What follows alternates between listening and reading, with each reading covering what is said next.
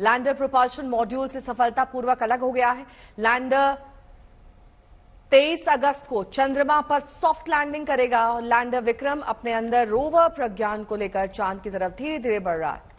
तय समय के मुताबिक अगले 5 दिन में हिंदुस्तान चांद पर होगा और चांद पर पहुंचने के बाद लैंडर से निकलेगा प्रज्ञान। चंद्रयान 3 की ये बड़ी कामयाबी, लैंडर विक्रम अब अलग हो चुका है। ये एक अहम पड़ाव, एक अहम स्टेप इस पूरे मिशन में। नागार्जुन हमारे साथ जुड़ गए हैं। नागार्जुन, देखिए ये घड़ी भी अब नजदीक आ गई जब प्रोपल्शन लैंडर अलग हो गया है। 6 दिन बाद अब लैंड करेगा विक्रम और तब पूरी तरीके से ये मिशन सफल माना जाएगा। लेकिन एक एक करके जो ये स्टेप्स कामयाब हो रहे हैं, दरअसल ये भी काफी ज्यादा उत्साह पैदा करते हैं। जी बिल्कुल, अभी इसरो से जानकारी मिला है कि जो सेपरेशन जो इंतजार था वो सक्सेसफुली हुआ है। मदरशिप जो प्रोपल्शन मॉड्यूल है और लैंडर का विक्रम, दोनों का एक सेपरेशन हुआ है। अगला 5 दिन में इसी विक्रम लूनर सरफेस पे चंद्रमान पे लैंड होगा। तकरीबन 5:30 बजे से 5:45 तक इसी टाइम स्पेस दिया है। और इस पर चंद्रयान 2 से जो डेटा मिला है, जो गलतियां हुई थी पिछली बार, उसको रेक्टिफाई की गई है और लैंडिंग स्पॉट जो है काफी बड़ा की गई है। 4.5 किलोमीटर की लेंथ और 2.5 किलोमीटर की विड्थ, दोनों इसी एक स्क्वायर बॉक्स बना के इसी बॉक्स में कहीं भी लूनर सरफेस में विक्रम लैंडर लैंड हो सकता है। बट अभी इस वक्त की बड़ी खबर है कि सेपरेशन की जो इंतजार था वो सक्सेसफुली हुआ है। ऑर्बिटर और लैंडर, जो प्रोपल्शन मॉड्यूल और लैंडर विक्रम जो एक साथ था, अभी कुछ ही क्षणों पहले सेपरेशन हुआ है और सक्सेसफुल भी हुआ है। बिल्कुल, बेहद अहम कदम कामयाबी की ओर। चंद्रयान 3 का लैंडर विक्रम प्रोपल्शन से सफलतापूर्वक अलग हो गया है। बातचीत करने के तमाम खास मेहमान हमारे साथ जुड़ गए हैं। एसके ढाका जी हमारे साथ जुड़े हैं। ढाका जी, ये देखिए अलग अलग स्टेप्स होते हैं इस पूरे मिशन में। अब एक और अहम पड़ाव, एक और अहम स्टेप जिसमें हम कामयाब हुए हैं और 5 दिन का वो वक्त। अब ये घड़ियां भी गिनने में बहुत ज्यादा लग रही हैं क्योंकि हम चाहते हैं जल्द से जल्द हिंदुस्तान इतिहास रचे, और इसमें सबसे अहम कड़ी आप किसे मानते हैं? जी, मुझे भी बेहद खुशी है ये सुनते हुए आपके चैनल से कि बहुत ही सफलतापूर्वक सेपरेशन हो गया है।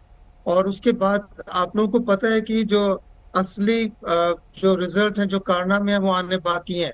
हमारा जो विक्रम लैंडर है और उसके बाद जो हमारा रोवर है, रोवर से जो भी डेटा हमें भविष्य जो आएगा, जो 1 हफ्ते के बाद जब सफलतापूर्वक की सारी चीजें हो जाएंगी, उसमें कैमरे हैं बहुत अच्छे और बहुत ही हाई टेक्नोलॉजी सिस्टम उसमें लगा हुआ है, जिसमें आपको चंद्रमा की जो रॉक है उससे सारी इंफॉर्मेशन आपको मिलेगी।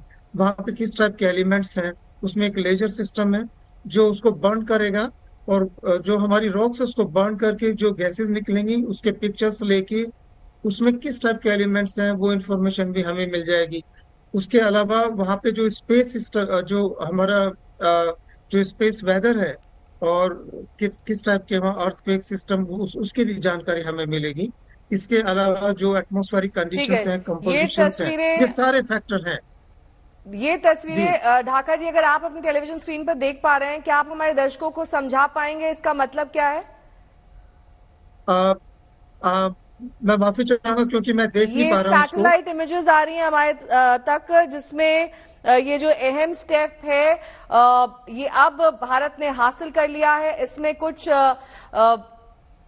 डायमेंशंस भी दिए गए हैं और साथ ही ये प्रोपेलर भी हम देख पा रहे हैं, और साथ ही चंद्रयान 3 कितना दूर है चांद से, ये भी एक तरीके से सैटेलाइट इमेज में दिखाई दे रहा है। मैं आपको अपनी जानकारी के हिसाब से मैं आपको समझाने की कोशिश करूंगा, क्योंकि अभी जैसे मैंने बताया था कि 100 किलोमीटर बाय 30 किलोमीटर का एक ऑर्बिट तैयार हुआ है उसके लिए।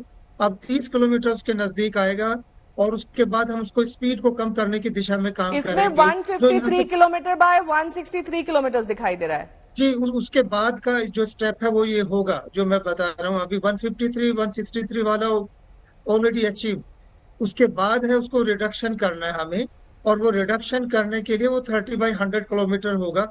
और जैसे अभी थोड़ी देर पहले हमारे दूसरे वैज्ञानिक आप लोगों को बता रहे थे कि क्योंकि सबसे ज्यादा जो चैलेंजिंग पार्ट था जो चंद्रयान 2 में हमने महसूस किया या वहाँ पे चैलेंज जो फेस किया था, वो ये था उसकी स्पीड को कम करना।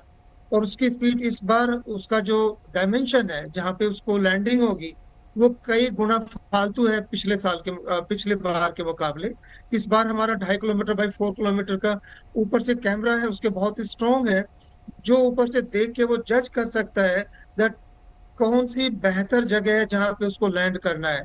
ये हमारा जो टेक्नोलॉजी का सोफिस्टिकेशन है, तो दोनों चीजें हैं हमारी चैलेंजिंग, हमारी जो टेक्नोलॉजी है उसको समझना और उसके बाद वहां तक पहुंचाना, ये दोनों बहुत ही आई थिंक बखूबी हम इसका स्वागत करते हैं। और मैं फिर से अपने जो वैज्ञानिक हैं उनको बधाई देता हूँ कि हम इस मुकाम पर आज पहुंच गए हैं, और बहुत जल्दी अगले 4-5 दिनों के अंदर 23 तारीख को शाम के टाइम करीब 5 बजे के आसपास हमारे सफलतापूर्वक लैंडिंग हो जाएगी।